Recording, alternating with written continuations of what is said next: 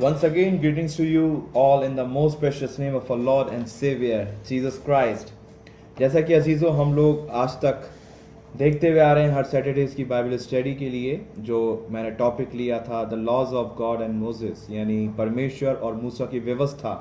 और उसके अंदर हमने काफ़ी चीज़ों को देखा था, the biblical meaning of the laws of God, और इसका हमने देखा था the realities of the laws, और फिर हमने देखा था the types of the laws, और उसके अंदर भी हमने 5 प्रकार के टाइप्स देखे थे और उसको भी हमने सब कैटेगराइज किया था। और उसके अंदर भी हम काफ़ी कुछ चीज़ें जानने पाए थे कि लॉज हमारे जीवन में कैसे काम करती है। और कंक्लूजनरी जो हमने चीज़ देखी थी वो ये देखी थी कि मॉरल लॉज और जो डिवाइन लॉ है उसको हम अभी भी फॉलो करते हैं। क्यों? In order to maintain the peace, harmony, solidarity, unity in our society and among the people. और आज जो हम देखेंगे वो देखेंगे द ऑब्जेक्टिव्स ऑफ लॉज, यानी जो व्यवस्था है उसके उद्देश्य क्या क्या हैं। और सबसे पहला जो अजीज़ों उद्देश्य है वो है इट रिवील्स आवर सिन, यानी ये हमारे पापों को जताता है, यानी बताता है। आइए आज की बाइबल स्टडी शुरू करने से पहले एक छोटी सी प्रार्थना मांगे। Thank you dear gracious heavenly father for the wonderful time that you have given us, and Lord as we are going to partake in Bible studies, Lord open our hearts, mind and soul so we may grab your words and give us the spirit of comprehension so we may comprehend your words in depth. And Lord, also I want to speak, but your Holy Spirit will speak through him. And Lord, thank you Jesus for each and everything. Thank you for your wonderful mercies and grace and love. Thank you for hearing our prayer. We ask this pray in Jesus' most precious name. Amen. So the first thing, if we're going to talk about the objectives of the laws of God and Moses, and first one is it reveals our sin. ये हमारे पाप को जताता है, which is found in Romans chapter 7 and verse 7, and clearly it is written, what shall we say then? Is the law sinful? Certainly not. Nevertheless I would not have known what sin was had it not been for the law, for I would not have known what coveting really was if the law had not said you shall not covet. यहाँ पर जो पौलुस है वो ये कहता है, तो हम क्या कहें कि व्यवस्था पाप है? कदापि नहीं, वरन बिना व्यवस्था के पाप को नहीं पहचानता। व्यवस्था ना कहती कि लालच मत कर, तो मैं लालच को ना जानता। एक बहुत ही स्ट्रेट फॉरवर्ड बात यहाँ पर पौलुस कहता है, और ये कहता है कि जब व्यवस्था थी तो उसी के कारण हम अपने पापों को जानने पाए, है ना। उसी के कारण हम अपने अतीत को जानने पाए कि हम कितने पापी हैं, और व्यवस्था के कारण ही हमने ओरिजिन ऑफ द सिन को जाना, यानी जो मूल कारण है पाप का या पाप में प्रकृति का इंसानों के लिए, वो हमने व्यवस्था के द्वारा जाना। और यहाँ पर ये जो नॉलेज है ये हमें कहाँ से मिली? जैसे कि हम ये बात करते हैं, जो लॉज ये एक बुक के फॉर्म में होती थी और जिसमें हम सीखते थे, और ये एक पर्टिकुलर जो सब्जेक्ट होता था वैसे ही ये व्यवस्था काम किया करती थी। और जब हम इस लॉज को देखते थे, इन चीज़ों को देखते थे, तो हम जानते थे कि ये पाप के लिए क्या क्षमा है, इस पाप के लिए क्या करना है, इस पाप के लिए हमें किस तरीके से उन रिचुअल्स को परफॉर्म करना है जो परमेश्वर हमसे चाहते हैं। और यहाँ पर जब हम देखते हैं तो ये हमारे, है ना, सिंफुल नेचर को दर्शाता है। जो पाप जो लॉज हैं, it reveals our sinful nature, the human sinful nature, and that's why we are sinful since our mother's womb, and that's why David says I was sinful, I was a sinner when I was in the mother's womb. और वो क्यों कहता है? Because he knew the laws, he knew each and everything regarding God and regarding the laws of Moses, because he was Hebrews as well. और यहाँ पर जब हम चीज देखते हैं तो वो यही कहता है। और यहाँ पर हम कैसे अपने सिंफुल नेचर को हटाकर कैसे अपने जीवन को मेंटेन परमेश्वर के आगे कर सकते हैं, that is the main thing. ये एक मुख्य उद्देश्य है कि किस तरीके से हम अपनी जो सिंफुल एक्टिविटीज हैं उनको कंट्रोल कर सकते हैं, जो कि द बुक ऑफ लॉज दर्शाती है। और उसके अंदर जो रेमेडी जो परमेश्वर ने दी है ना, वो एक एंटीडोट के रूप में कार्य करती है हमारे जीवन के अंदर। एंटीडोट का मतलब होता है कि एक ऐसे, आप जान सकते हैं जैसे कि कोई सांप अगर काट लेता है तो उसके जहर को उतारने के लिए एंटीडोट काम आता है ना। एंटीडोट मतलब रोग प्रतिरोधक क्षमता वाला कोई इंजेक्शन। और इसी तरीके से जो ये लॉस थी, ये रोग प्रतिरोधक क्षमता थी, मगर ये डायरेक्टली जो उसके अंदर जो इंजेक्शन भरा जाता था, है ना, ये मैं आपको एक मेटाफोरिक टर्म में बता रहा हूं, वो इंजेक्शन थे यीशु मसीह। और जब उस इंजेक्शन को जब किसी के लगाया जाता है तो धीरे धीरे जहर उतरता है। और इसी तरीके से जो पाप का पॉइजन है जो हमारे सिंफुल नेचर के अंदर आ गया था, जो हमारे अंदर जीवन के अंदर घर कर गया था, तो यीशु ने इंजेक्शन के रूप में उस चीज को अपने सैक्रिफाइस के द्वारा हटाया। And that's why directly and indirectly it belongs to Jesus Christ in terms of remedy and or solution for the sins. And it is how wonderful that we serve God, and how wonderful that we have the living God in our lives. And that's why the laws of God, the moral law and the divine law, it reflects, it manifests our own sinful nature, our own sinful activities, our own sinful deeds in front of God. And that's why it is the book to reveal or for revelation of the human being's sin in front of others. That is the first purpose, in order to reveal our sinful nature, in order to reveal our sins. Now, if we talk about the another purpose or objective of the laws, it is designed for those who break the system. Simple, यानी ये व्यवस्था के तोड़ने वालों के लिए बनाई गई है ना। Then why the laws had been given by God to us? Why?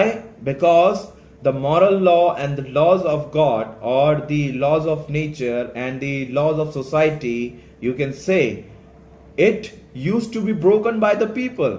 And when we talk about the background of the Canaanites, we talk about the background of the Egyptians and the Mesopotamians and the other countries, and they used to do these all sinful things, wicked things before God. And that's why the wrath of God was upon them. And that's why God did not like their sinful activities and sinful deeds. और सही बात है कि परमेश्वर क्या है कि वो सिंफुल एक्टिविटीज को या सिंफुल जो कार्य हैं, जो पापमय कार्य हैं, उनको परमेश्वर पसंद नहीं करता। And that was the reason कि परमेश्वर ने ये लॉज उनके लिए दी कि कोई व्यवस्था जो तोड़ते हैं उनके लिए है, ताकि वो एक बंदाइश में आ जाए, ताकि वो डिसिप्लिन हो जाए अपनी लाइफ के अंदर। और तभी प्रभु परमेश्वर ने, परम पिता ने इजरायली कौम को चुना और मूसा के द्वारा वो व्यवस्था दी गई, ताकि वो बताए कि तुम कैसे लॉज को पालन कर सकते हो अपने जीवन में, व्यवस्था को कैसे तुम अपने जीवन में लागू कर सकते हो और परमेश्वर के प्रेजेंस को अपने जीवन में ले सकते हो। 1 Timothy chapter 1 and verse 9 says, और यहां पर पहला तिमोथियुस उसका पहला अध्याय 9 वचन कहता है, ये जानकर कि व्यवस्था धर्मी जन के लिए नहीं, पर अधर्मी, निरंकुशों, भक्तिहीनों, पापियों, अपवित्रों और अशुद्धों, माँ बाप के घात करने वालों, हत्यारों। And when you read verse 10 as well, then you will come to know that the laws had been given for these people only, the wicked people only. And if we talk about ourselves, if we say that we are righteous, then we are telling a lie in front of others. अगर हम कहते हैं कि हम धर्मी हैं तो हम झूठ बोलते हैं। Unless और until, जब तक कि हम परमेश्वर को अपने जीवन के अंदर ग्रहण नहीं करते, जब तक कि हम परमेश्वर को अपने जीवन के अंदर रख नहीं छोड़ते, जब तक कि हम परमेश्वर की प्रेजेंस के साथ नहीं चलते, तब तक हम कह सकते हैं कि हम पापी हैं। और हम हैं, क्योंकि सिंफुल जो हमारा प्रकृति है, जो पाप में हमारी प्रकृति है, वो हमारे साथ जुड़ी हुई है। फॉर एग्जाम्पल, एक बच्चा जब बड़ा होता है तो कौन कौन सा ऐसा पेरेंट्स है जो अपने बच्चे को झूठ बोलना सिखाता है? और जैसे जैसे वो बड़ा होता है वो झूठ बोलना सीखता है। Why? Just because of his और हर सराउंडिंग्स, और हो सकता है कि वो बातें दूसरों से सीख रहा हो। And that's why we need laws in order to discipline, in order to maintain our principles of Christian life. और यहां पर जब हम इन चीजों को देखते हैं, भक्तिहीनों, पापियों, अपवित्रों, और यहां पर यीशु भी कहते हैं कि मैं धर्मियों के लिए नहीं बल्कि पापियों के लिए आया हूं। I have not come for the righteous, but I have come for the sinners, for the unrighteous people. है ना? ताकि उनको मैं मुक्ति पाने का संदेश दूं, उनको मैं छुटकारा दूं उनके पापों से। And that was the remarkable statement given by Jesus Christ. फिर यहां पर जब हम देखते हैं दूसरी चीज, it is designed for those who are not in discipline and rules, who are wicked people. If they have freedom from everything, they will destroy the society and innocent people. If they'll get the whole freedom, these people, if they'll get the whole freedom, they will destroy the society and the people, those who are innocent. अगर देश के अंदर, अगर society के अंदर, या आप जहां रह रहे हैं वहां पर अगर कानून व्यवस्था नहीं है तो क्या होगा? ऐसे लोग आपके घर में आएंगे, ऐसे लोग आपको मारेंगे, आपको पीटेंगे, या हमको मारेंगे, हमको पीटेंगे, और जो भी चीज है वो लूट के ले जाएंगे।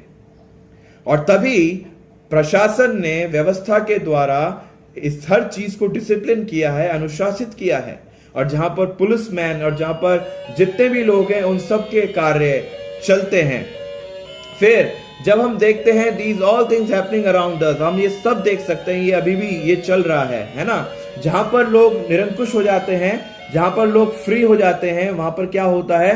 वो लोग बलवा करते हैं, वो लोग आते हैं, वो लोग प्रॉपर्टीज पे कब्जा मारते हैं, वो लोग घर के सदस्यों को मारते हैं। ऐसी कई चीजें हैं, हम सब अपने जीवन के अंदर अपने चारों तरफ देख सकते हैं। आजकल मीडिया एक सबसे अच्छा माध्यम बना हुआ है, मीडिया एक सबसे बढ़िया एक रेस्पॉन्स बना हुआ है कि हम मीडिया के थ्रू हम लोग अवेयर होते हैं, है ना, कि हमारे चारों तरफ क्या चल रहा है।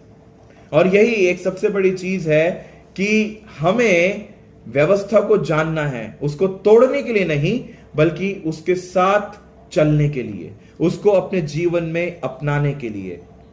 And that's why from the beginning God prohibited these all people and bound them in moral and divine laws of God.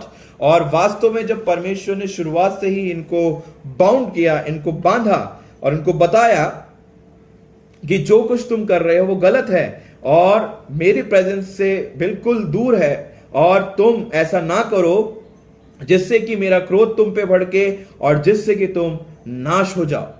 और इसलिए व्यवस्था का ये उद्देश्य था, ये उनके लिए दी गई जो कि व्यवस्था को तोड़ते थे। तीसरी चीज जो हम यहां देखते हैं, व्यवस्था का उद्देश्य देने के लिए अपराधों के कारण दी गई, गिवन ड्यू टू सिंस। और यहां पर जब हम देखते हैं गलेशियंस चैप्टर 3 एंड वर्स 19, और साफ साफ यहां पर लिखा हुआ है गलेशियंस चैप्टर 3 एंड वर्स 19 के अंदर, तब फिर व्यवस्था क्या रही? वह तो अपराधों के कारण बाद में दी गई, है ना, अपराधों के कारण बाद में दी गई। And as I have told you before कि why the laws had been given, because it was already done by the people, कि परमेश्वर के विरोध में वो सब कर रहे थे, पाप कर रहे थे। और when God saw on the earth during the time of Noah, तो परमेश्वर ने क्या कन्फेस किया कि नूह के समान तो कोई भी धर्मी नहीं, पाप बढ़ रहा था। तब परमेश्वर ने डिसाइड किया then I will destroy the earth, मैं पृथ्वी को पानी से नाश करूंगा, है ना। और जो धर्मी था परमेश्वर ने उसको बचा लिया उसके परिवार के समेत। और यहां पर यही चीज है कि जब कोई चीज हम देखते हैं या हमारे जीवन में जब कोई चीज लागू करते हैं, क्योंकि उसका कोई ना कोई एक रीजन होता है, और सबसे बड़ा रीजन यही है कि हमारे अपराधी जीवन को, यानी हमारे पापी जीवन को हम लोग सुधारें, हम लोग उसको परमेश्वर के आगे रखें, ताकि परमेश्वर अपने प्रताप के द्वारा, अपनी सामर्थ्य के द्वारा हमारे जीवन को क्या करे? अपने हाथों में ले और उसको संवारे, उसको सुधारे और एक ऐसा शेप दे जिसमें परमेश्वर की महिमा हो। The fourth thing, the fourth purpose और the fourth objective of the law is to lead us to Christ. यानी ये हमें दी गई है कि परमेश्वर की ओर यानी मसीह की ओर ले जाने के लिए। Galatians chapter 3 and verse 24 says, so the law became our guardian to lead us to Christ that we might be justified by faith. In Hindi says, इसलिए व्यवस्था मसीह तक पहुंचाने को हमारा शिक्षक हुई है कि हम विश्वास से धर्मी ठहरे। What kind of faith that had been given in the laws of God? किस प्रकार का जो विश्वास था वो परमेश्वर की व्यवस्था में हमें दिया गया, और वो इस प्रकार का विश्वास था परमेश्वर की व्यवस्था में जो हमें दिया गया। Every rituals, every laws, every activities which indicate and directly relate to the Messiah, the coming Messiah, ये सारी जो चीजें थी मसीह से रिलेट करती थी। और जब यीशु मसीह को हमने विश्वास के कारण, विश्वास के साथ जब ग्रहण किया, तब ये सब चीजें हमारे जीवन में आई और हमने जाना कि वास्तव में जो लॉज हैं, जो व्यवस्थाएं हैं, वो हमें मसीह की ओर लेके जाती हैं। सही बात तो है, because as I have told you before, who was the foundation of the laws, who was the pillar, who was the foundation of the laws? कौन था जो आधार था इन सब व्यवस्था का? यीशु मसीह। And that's why each and everything, even the one point which is mentioned in the Bible indicates Jesus Christ. यीशु को वो इंडिकेट करता है। यानी यीशु के सारी चीजें यीशु पर ही आती हैं, सारी चीजें यीशु मसीह के ऊपर ही कारगर साबित होती हैं कि यीशु आएगा, यीशु हमें फ्रीडम देगा। यानी जब इज़राइल का भी जब छुटकारा परमेश्वर ने किया तो मूसा को चुना और मूसा ने क्या कहते हैं, इज़राइलियों को छुड़वाया। मगर जब हम वास्तव में देखें तो परमेश्वर की सामर्थ के द्वारा यह संभव हुआ, और परमेश्वर ने ये फ्यूचर का इंडिकेशन दिया था। जैसे मैंने इज़राइलियों को दासवता से निकाला, वैसे ही मैं मानव जाति को जो पाप में पड़ गया है और परमेश्वर को भूल गया है, यीशु मसीह के द्वारा वो वापस रिकंसाइल होंगे और वापस से वो परमेश्वर की प्रेजेंस के अंदर आएंगे। And that is the agape love of God that God manifested before the foundation of the world. यानी परमेश्वर ने पहले से इन चीजों को हमारे लिए रख लिया था ताकि हम यीशु मसीह पे विश्वास करने के द्वारा हम लोग उस उद्धार को पालें और परमेश्वर की ग्रेस के अंदर, परमेश्वर की दया के अंदर हम लोग आ जाएं। फिर यहां पर लिखा हुआ है ये हमारा गार्जियन हुई, यानी ये हमारी शिक्षक साबित हुई। और वास्तव में कैसे ये शिक्षक साबित हुई कि इसमें हर चीज हमें डिटेल करके बता रखी है, हर चीज जो है हमें एलोब्रेट करके बता रखी है। ये करना, वो करना, ये करना, इस तरीके से करोगे तो ये हो जाएगा, उस तरीके से करोगे तो ये ब्लेसिंग्स आएंगी। और वही चीज जब हम कंक्लूड करते हैं और जब हम उसका बेस देखते हैं तो वो मसीह को ही इंडिकेट करता है। फॉर एग्जाम्पल, सबसे बड़ा एग्जाम्पल ही जो लोग पहले सैक्रिफाइस किया करते थे, और जो सैक्रिफाइस जो लोग किया करते थे वो क्या था इंडिकेशन? चाहे वो फाख्ता को मारें, चाहे वो कबूतर को मारें, चाहे वो बैल का बलिदान दें, चाहे वो किसी का भी दें, मगर वो जो चीज है वो यीशु मसीह को ही इंडिकेट करता था। और वो जो इजरायली थे वो ये विश्वास भी करते थे कि हमारा मसीह हमारे छुटकारे के लिए आएगा। और यहां पर जब ऋग्वेद को हम देखें तो ऋग्वेद जो है वो सबसे पहला वेद इस संसार का हुआ है, और उस ऋग्वेद के अंदर भी यीशु मसीह के बारे में दे रखा है, एनिमल सैक्रिफाइसेस के बारे में दे रखा है। और उसके अंदर साफ साफ लिखा हुआ है कि जो प्रजापति है, प्रजापति का जो लहू जो बहाया जाएगा वो अपने लोगों के लिए बहाया जाएगा, और उस लहू के द्वारा सब लोग अपने पापों से छुटकारा पा लेंगे। क्यों ये रिचुअल्स? ये सिर्फ इजरायलियों के अंदर ही नहीं, ये दूसरे धार्मिक अनुष्ठानों के अंदर भी ये रिचुअल्स परफॉर्म होते थे। क्यों होते थे? क्योंकि वो सब एक ही चीज को इंडिकेट करते थे, चाहे वो कोई सा भी रिलीजन क्यों ना हो, वो एक ही चीज को इंडिकेट करते थे कि इस पशु के द्वारा ये क्या है, हमारे पापों के लिए बलिदान है। मगर यहां पर जब लॉज ने हमें बताया कि यीशु यानी मसीह जब आए और वो प्रजापति जब इस संसार में आए तो अपनी प्रजा के लिए, विच मीन्स अपने लोगों के लिए यीशु बलिदान देगा, और वो एक बार ही होगा और वो सब के लिए होगा जो यीशु पे विश्वास करते हैं। And that's why John chapter 3 and verse 16 says, For God so loved the world that he gave his only begotten Son, for those who believes in him shall never perish but have everlasting life. यानी उसमें भी विश्वास करने की बात की गई है कि जो कोई यीशु पे विश्वास करेगा, है ना, और जो बोलेगा कि हाँ यीशु ही मेरा मसीह है, यीशु के द्वारा ही मैं अपने पापों से छुड़ाया गया हूं।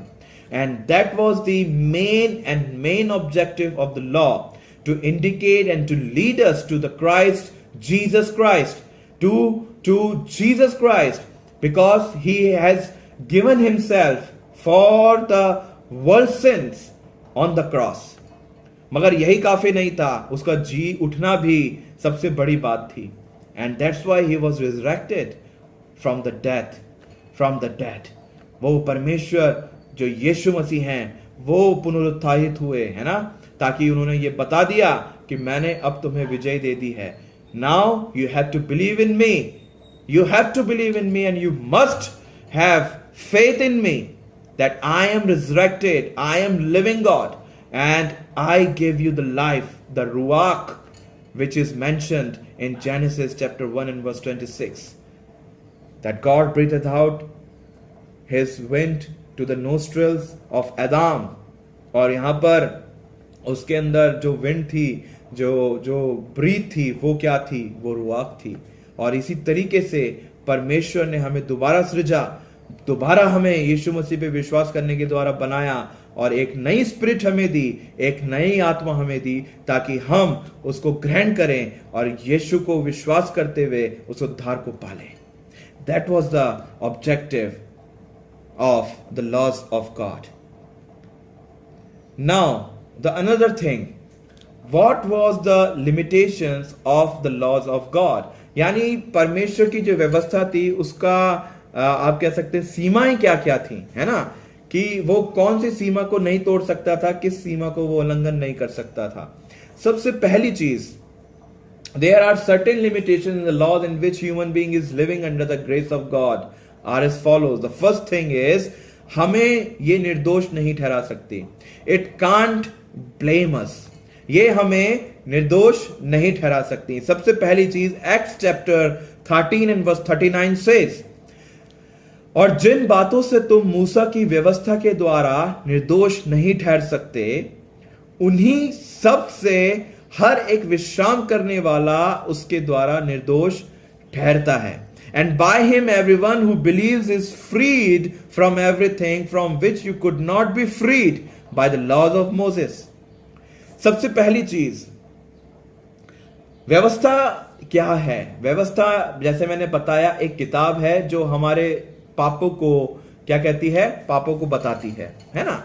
तो इसके द्वारा हम कैसे छुटकारा पालें, बल्कि ये हमें निर्दोष ठहरा ही नहीं सकते, क्योंकि जब जब हम व्यवस्था को देखते हैं तब तब हमें ये अनुभूति होती है, ये हमें महसूस होता है कि हम कितने पापी हैं। और हो सकता है जब आप डिस्कशन करते हो ओल्ड टेस्टामेंटल गॉड के लिए, तो आप ये कहते हो कि अगर हम पुराने नियम में होते, यानी पुरानी व्यवस्था के अनुसार होते, तो शायद ही हम एक कदम भी चल पाते। And that's true. When I was a child, I used to think like this only. And as I was growing up, then my father and my mother also told me the same thing, कि अगर हम पहले होते तो नहीं चल पाते। मगर अजीजों, पाप तो शुरुआत से ही रहा है, मगर अभी एडवांसमेंट बढ़ा है, अभी टेक्नोलॉजी बढ़ी है, यानी उसका लेवल पाप का और बड़ा हो गया है ना। ये सब चीजें पहले से थी, तभी तो व्यवस्था की जरूरत पड़ी, है ना। और ये अब लेवल बड़ा हो गया, तो तभी हमें ये चीजें निर्दोष नहीं ठहरा सकती, क्योंकि हम कोई ना कोई ऐसा काम कर बैठते हैं जो परमेश्वर की दृष्टि में ग्रहण योग्य नहीं होता. It won't be acceptable in the sights of God, never ever. And that's why it can not blame us to be innocent. ये हमें निर्दोष नहीं ठहरा सकते. अगर हम कहें फॉर एग्जाम्पल यीशु जब एक रिच पर्सन से मिलता है ना, तो वो क्या कहता है, मैं तो सारी व्यवस्था को मानता हूं, है ना, मैं सब कुछ करता हूं. तो यीशु ने उसको देखा, उसको तरस आया. उसने कहा तुझे अभी एक काम और करना है, सब कुछ गरीबों को दे दे और मेरे पीछे हो ले. उसने क्या किया? नहीं किया, है ना, चला गया. यीशु ने कहा कि ऊंट के सुई के नाके में से निकलना सहज है ना, पर जो धनवान है उनका स्वर्ग में राज्य में प्रवेश करना मुश्किल है. धनवान का यहां पर यह मतलब था अजीजों कि जो लोग अपने वेल्थ पे, अपनी ब्लेसिंग्स पे घमंड करते हैं, they can not be ever enter into the kingdom of God, never ever. Why? Because first of all, if they really want to be with God or enter into the kingdom of God, they must empty himself. सबसे पहले उनको अपने आप को खाली करना है. और यही चीज है कि वो खाली कैसे करा जाए. व्यवस्था पढ़ के खाली किया जाए? नहीं. व्यवस्था तो सिर्फ हमारे लाइफ को डिसिप्लिन करती है और प्रभु यीशु मसीह के बारे में बताती है. तो कैसे उस व्यवस्था को माना जाए और कैसे हम परमेश्वर के आगे निर्दोष ठहरें? कि जब तक हम प्रभु यीशु मसीह को अपने जीवन में ग्रहण नहीं कर लेते. And that was the thing that we really must surrender ourself into the hands of Jesus Christ, and we really must invite in our lives to Jesus Christ, and he will come in and he will take care of all the things. सब कुछ यीशु मसीह अपने हाथों में लेगा. But first of all, we must confess and we must invite Jesus. दूसरी चीज यहां पर क्या लिमिटेशन है? Righteousness cannot be gained through the law. यानी जो धार्मिकता है व्यवस्था के द्वारा हम लोग नहीं ले सकते. Galatians 2 verse 21 says, I do not set aside the grace of God, for if righteousness could be gained through the law, Christ died for nothing. यानी लिखा हुआ है, मैं परमेश्वर के अनुग्रह को व्यर्थ नहीं ठहराता, क्योंकि यदि व्यवस्था के द्वारा धार्मिकता होती तो मसीह का मरना व्यर्थ होता. और बिल्कुल सटीक बात है कि जो फरीसी जो लोग थे उन्होंने क्या किया? They did the same thing. They ignored the grace of God, but they were trying to gain their righteousness, their salvation, by following the laws. And they molded laws according to their own longings and their own will. जो उनको अच्छा लगता था वो laws बन जाती थी, और जो उनको बुरा लगता था वो लॉज में से हटा देते थे. और तभी यीशु मसीह जो था वो इस संसार में आया. और यहां पर सीधा सीधा लिखा हुआ है कि in the same way Bible reading is not the guarantee of solvation. यानी हम जो वचन को पढ़ते हैं वो हमारे उद्धार का गारंटी नहीं है, वो उद्धार की गारंटी नहीं है, but it is the way to achieve our salvation by believing Jesus Christ. वचन को पढ़ना क्या है? वचन को पढ़ना ये हमें एक रास्ता बताती है कि जब तुम यीशु पे विश्वास करोगे तो ही तुम्हारा उद्धार संभव है. विच मीन्स ये तो वेज हैं, है ना, ये तो रास्ते हैं जिसपे हमें चलना है, जिसको हमें देखना है. मगर मेन थिंग ये है कि कैसे हम यीशु को अपने जीवन में ग्रहण कर सकते हैं. It is only acted like the book. ये सिर्फ बुक है जो बताती है व्यवस्था को, मगर उस व्यवस्था को कैसे लागू करें, कैसे यीशु को उस व्यवस्था के द्वारा हम ग्रहण करें, ये सबसे बड़ा मुद्दा है अजीजों. ये एक सबसे बड़ा मुद्दा हमारे जीवन में पाया जाता है. It talks about God and his redemptive work or the history of salvation through Jesus Christ. We boast because we know the Bible, but sometimes we usually forget the real meaning of the words of God and its implication in our lives. हम कभी कभी तो घमंड करते हैं कि हमें पूरी बाइबल पता है, हमने तो पूरे साल बाइबल पढ़ी है, हमें तो जेनेसिस से रेवलेशन तक आता है, हमें सारे कॉन्टेक्स्ट पता है, हमें सब चीजें पता है, हमें बैकग्राउंड पता है, हमें हिस्ट्री पता है। बहुत लोग घमंड करते हैं, मगर मेन चीज क्या होती है? क्या उनकी टेस्टिमनी ये दर्शाती है दूसरों के आगे कि वो परमेश्वर का जन है या नहीं है? क्या वो अपने गवाही के द्वारा परमेश्वर को महिमा दे रहा है या नहीं दे रहा है? क्या वो अपने जीवन के द्वारा परमेश्वर के नाम को ऊंचा कर रहा है या नहीं कर रहा है? That is the main thing. और that's why we can not gain our righteousness by reading the Bible, by following the laws, never ever, unless or until when we believe and really believe Jesus Christ in our lives. ये सबसे बड़ी चीज है, and it has to be there. अगर हम अभी भी घमंड करते हैं कि हमें पूरी बाइबल पता है, आओ आर्ग्यूमेंट करें, आओ थियोलॉजिकल डिस्कशंस करें, आओ ये करें वो करें, तो first of all we need to be humble. We need to be humble before God.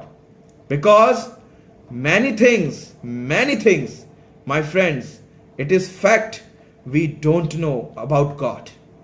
Many things we don't know about God. Because God cannot be comprehended fully. परमेश्वर को हम पूर्णता से नहीं जान सकते.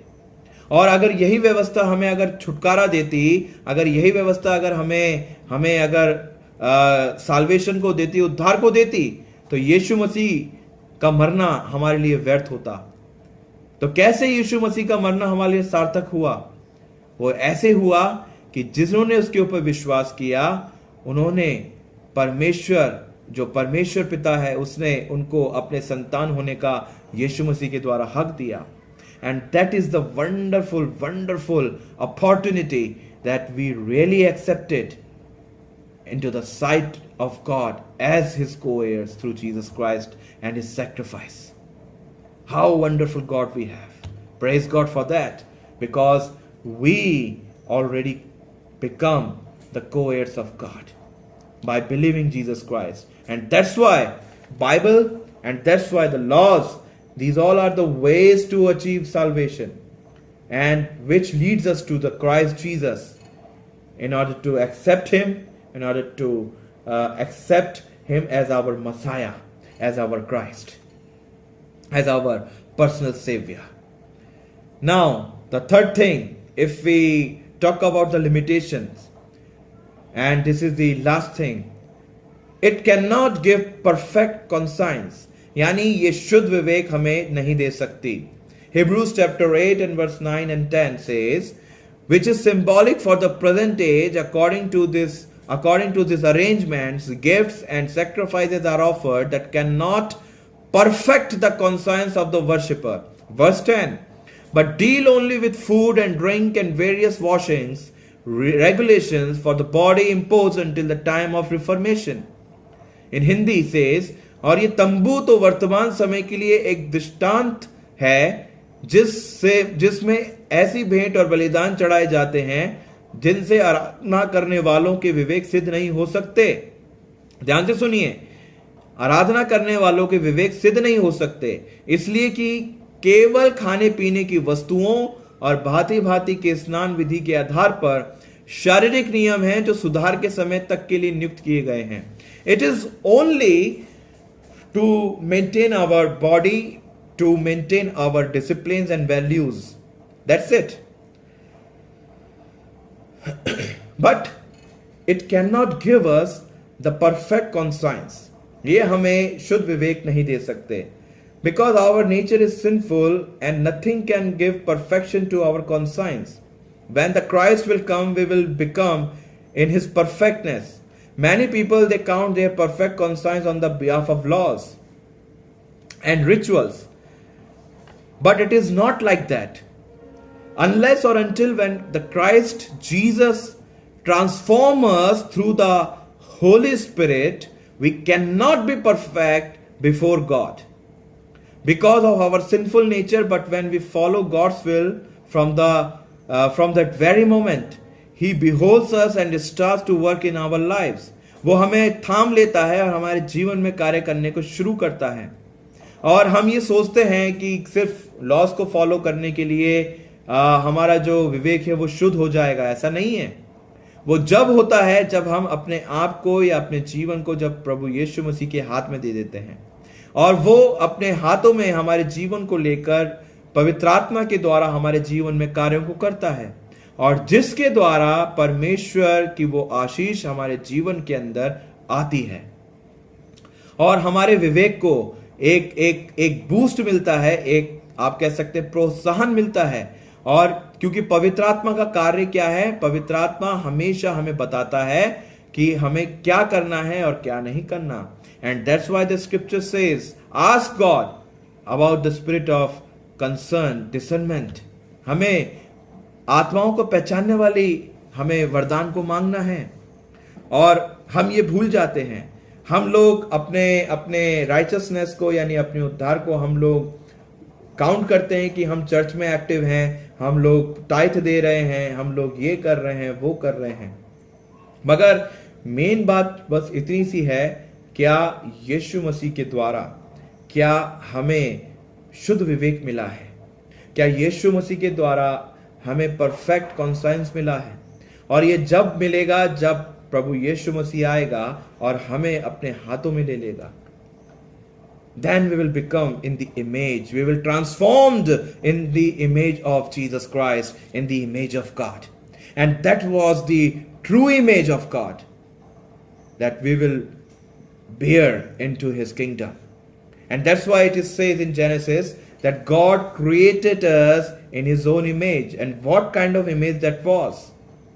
उसने अपने स्वरूप में बनाया, तो कौन सी इमेज में बनाया, कौन से स्वरूप था? And that was the characteristics.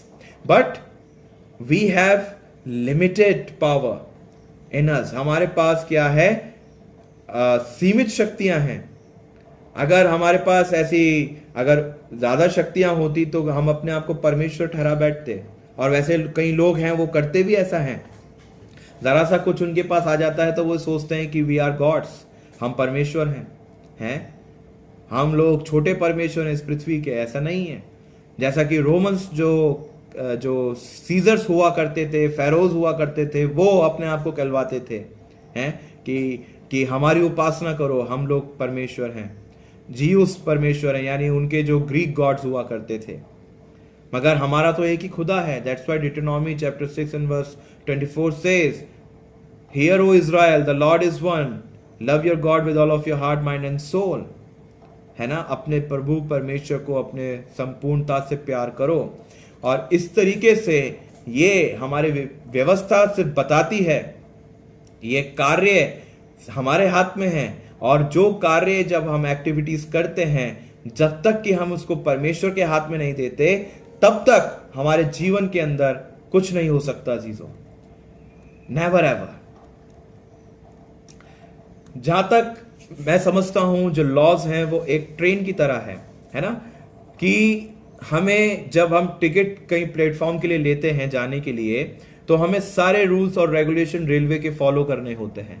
और जब हम ट्रेन के अंदर बैठते हैं टिकट लेने के बाद, चाहे वो कोई सा भी कोच हो या कंपार्टमेंट हो, तो क्या होता है कि कुछ देर के बाद काफ़ी लोग हमारे साथ बैठते हैं, हमारे साथ जुड़ते हैं, हम लोग बातचीत भी करते हैं। हो सकता है उस ट्रेन के अंदर दोस्ती भी हो जाए, हो सकता है उस ट्रेन के अंदर हमें हमारे सिमिलर कोई मिल जाए, और काफ़ी कुछ चीज़ें ट्रेन के अंदर हो सकती है। हो सकता है आप चुपचाप बैठे रहें, किसी को दोस्त ना बनाएं, या हो सकता है किसी से आप बातचीत ना करें। इट्स ओके, ये हमारा नेचर है। मगर हर किसी को अगर कहीं जाना है तो एक ना एक यात्रा से गुजरना जरूरी है, चाहे यात्रा का माध्यम कोई क्यों ना हो। और जब हम इस जीवन में जी रहे हैं अजीजों, हमारी जो यात्रा जो हम इस संसार के अंदर कर रहे हैं, उस यात्रा का माध्यम है लॉज, उस यात्रा का माध्यम है बाइबल। और बाइबल क्या है? बाइबल है परमेश्वर के बारे में बताने वाला। मगर हम कैसे मानते हैं कि जब तक हमने परमेश्वर के कार्यों को एक रियल रूप के अंदर, फैक्ट के अंदर हमने हमारे जीवन में नहीं देखा। That is the destiny and that is our destination. ये हमारा एक डेस्टिनेशन है, यही हमारी एक डेस्टिनी है। और यहाँ पर जब हम देखते हैं कि जब हम यात्रा करते हैं तो इसको हम सुंदर भी बना सकते हैं, इसको हम बोरिंग भी बना सकते हैं, हम कैसे भी बना सकते हैं। मगर जब हम यात्रा कर रहे हैं तो वो यात्रा हमारी कैसी है, हमने क्या किया उस यात्रा के अंदर। और यही जब यीशु मसीह संसार में आएगा और वो हमसे पूछेगा कि जब मैंने तुम्हें यहां भेजा, then what did you do for me, तुमने मेरे लिए क्या किया इस ट्रेन के अंदर। क्या तुमने चुपचाप रहकर अपने दानों को, अपने वरदानों को अपने जीवन में रख छोड़ा, या फिर आपने दोस्त बनाए उस यात्रा के अंदर और उनको मेरे बारे में बताया और उनको उद्धार पाने का एक मौका दिया। That's why I told you the journey is with us only and is on us only. हमारे ऊपर ही ये निर्भर करता है अजीजों। फिर यहां पर जब हम देखते हैं एक और चीज, इन सब की जो फाउंडेशन है वो है Jesus Christ, and the laws and requirements are fulfilled in him only. उसके द्वारा ही सारी लॉज पूरी हुई, उसके द्वारा ही सब कुछ पूरा हुआ। और यहां पर एक सबसे बड़ी चीज ये है कि एज अ चर्च जब हम देखते हैं, अगर चर्च को भी हम मान लें कि चर्च इज लाइक ट्रेन, कि जो चर्च है वो एक ट्रेन है जहां पर हम बहुत जनों को देख रहे हैं, बहुत जनों को हम लोग महसूस करते हैं, हम लोग मिलते हैं, हम लोग बहुत जनों के साथ हम लोग अपनी संगति को करते हैं, हम बहुत चीजें हम देख सकते हैं। But in real sense what is church? Once again, the church is the platform where we worship, where we feel God's presence, where we spread the word of God to the people, those who are needy, where we put our supplications before His holy sanctuary and into His feet. That is church. The living place of God, that is church. And also, Jesus said, your body is also the temple of Christ, temple of God. And which means our body is also like the church. That's why we need to remove all sinful nature, all sins out of from our body, and God will come and God will dwell with us. परमेश्वर आएगा और हमारे साथ रहेगा, क्योंकि परमेश्वर पाप के साथ नहीं रह सकता। He cannot dwell with the iniquities and with the transgressions of the human being, never ever. But God dwells with holiness and with the holy people. और यही कारण है कि जो लॉज हैं उनकी जो लिमिटेशन यहां पर हैं, मगर परमेश्वर के द्वारा ही तो ये दी गई हैं। परमेश्वर हमारा इन सबसे बड़ा है, परमेश्वर हमारा इन सबसे ऊंचा है। और जब हम परमेश्वर को ग्रहण कर लेते हैं तो हम अपने प्लेटफॉर्म को पा लेते हैं, हम अपने डेस्टिनेशन को पा लेते हैं जहां पर हमें जाना है। और वो डेस्टिनेशन है परमेश्वर का राज्य और परमेश्वर की presence.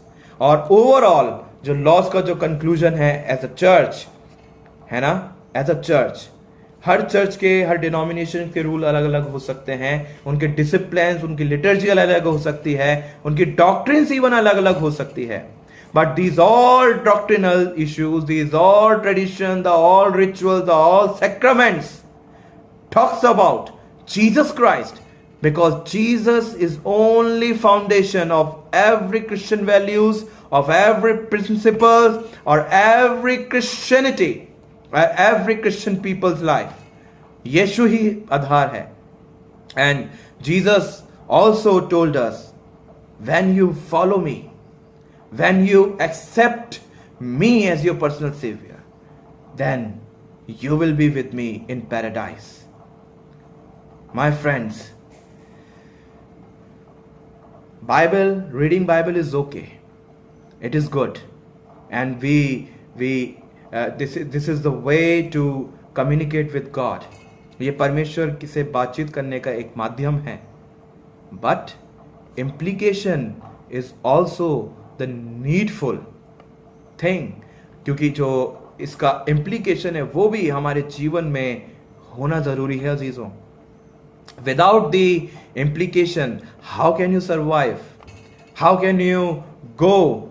How can you find God? Never ever.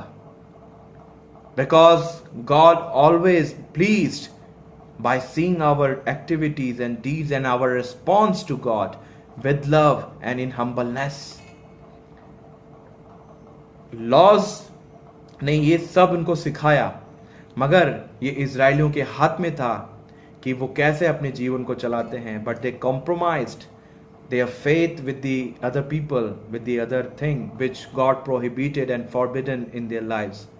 But they did so.